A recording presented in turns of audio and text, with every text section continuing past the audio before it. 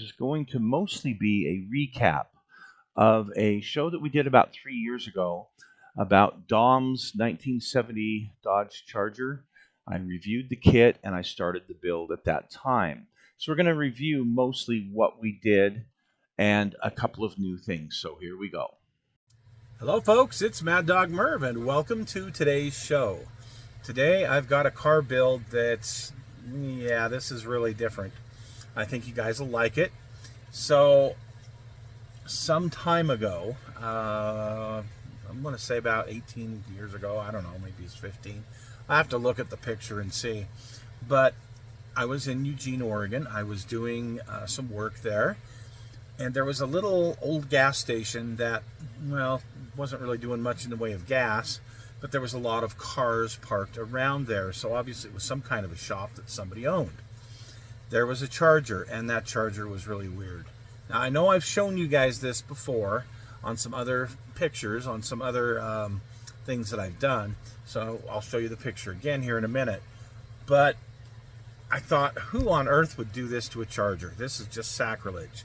But then I realized it was probably done in the early 1980s, late 1970s, and there was a big push back then for 4x4 vehicles, and a lot of guys would take a lot of different things and throw it on a 4x4 chassis. And this Charger was one of them. So I thought this would make a really cool thing to build.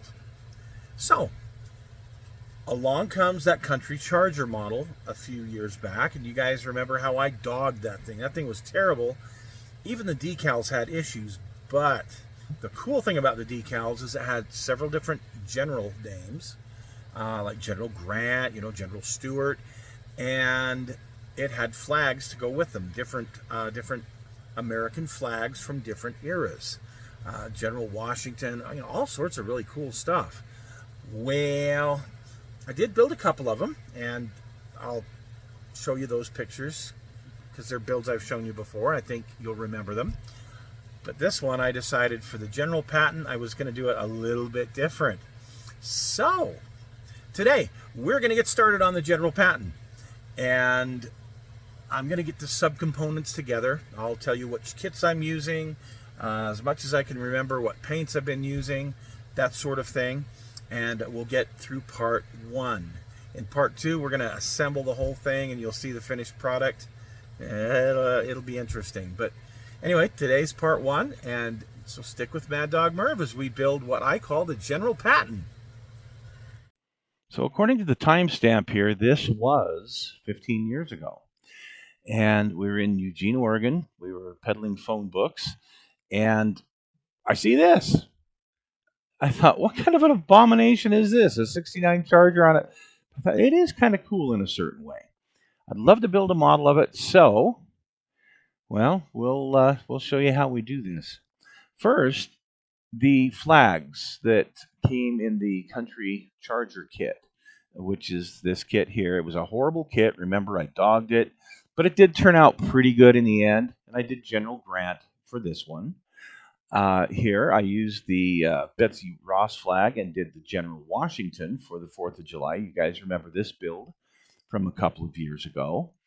And, I had a General Patton on there still. I thought, okay, it'll be perfect for a 4x4 Charger.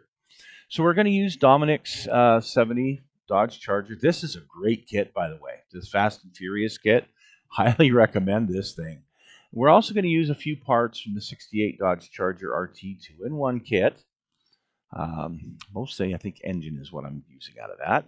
And then the frame and the tires are going to come from this great kit, the 78 GMC Big Game Country pickup. And I built that a while ago. Yeah, this is going to be awesome. So, to recap, I started by painting the interior with this earth red from a flow quill that I had laying around, and painted that on the interior. I'm not going to do a back seat. The front seats are correct for a 1970. Bench was standard, but you could get the buckets as an option, and it's the correct pattern. So I absolutely love this. It's going to be way cool. So for the body, I just used some Tamiya olive drab. And I use that on my Sherman tanks and Pattons and all that stuff. Anyway, it sprays on nice and smooth and easy, especially with their lacquer thinner. And here's the results. So I take a little Future, go over the top, get it ready for decals, put that beautiful 48 star flag on there and the General Patton. Once that dried, I went over it with some Tamiya dull coat. And I decided on this, I'm going to black out the chrome. Okay, yeah, I'm going to black out the chrome. Why not? I mean, olive drab and blacked out chrome, I think it's going to look very good. So I started doing all of that. Now, for the suspension, I better start test fitting. So I just took the suspension, the frame, all that off of that truck that I had already built. Very easy to do, and just kind of set the body on here to see if things are going to line up. And they look like they're going to line up pretty darn well. So now I just take that off, and I'm going to start working on the suspension. Now again, I had already built this a few years back, the big game truck. Yes, it's a Chevy. I know, guys, you're really going to dog me on this one, but here it is. And it looks good the way that it is. I think it's going to work out just fine. We saw that the wheelbase is going to be correct. I'm going to have to do a couple things with the exhaust here, but for the most part, this is going to work out really well. So here in the front, though, there's no real engine mount. This is just kind of how it is, and you can see the engine's supposed to kind of sit in there.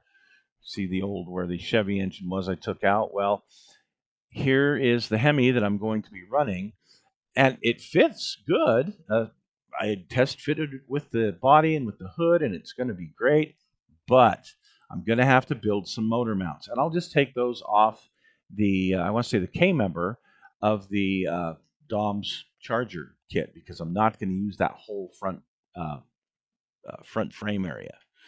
So here's the engine. It's out of the 68 kit. It's the Hemi. And this is a resin cast 4-speed transmission that I cast I could cast a bunch of these a while back and put that on there. Went ahead and got the headers snugged up there. I decided not to go with the blower. I decided to go with the tunnel ram just because, to me, I think it's going to look cooler. It is going to take a little bit more detailing, which we're going to do eventually, and we'll see how this thing turns out. So because this is the Revell Charger, not the AMT, not that MPC, whatever it is, that piece of garbage that came out as the General Lee and then the Country Charger and the Coke Bottle Charger and all that other crap, I'm using the Revell kit. And it has a good firewall in it, has a good engine compartment in it. All of these are going to be vital in how this build finally turns out. So I know there's not a lot of new in this video. Most of this, if you go back to that Dominic 70 Charger video, you'll see most of this again. But I did want to just kind of refresh you on where this is at, what little bit I have done to add to that particular video, and the direction that we're going to go with this. So next time, here in a couple of weeks, we're going to have this thing finished up for you. I think you're going to love this thing. It's just too weird not to. All right, folks, thanks for joining us today. We'll see you again soon.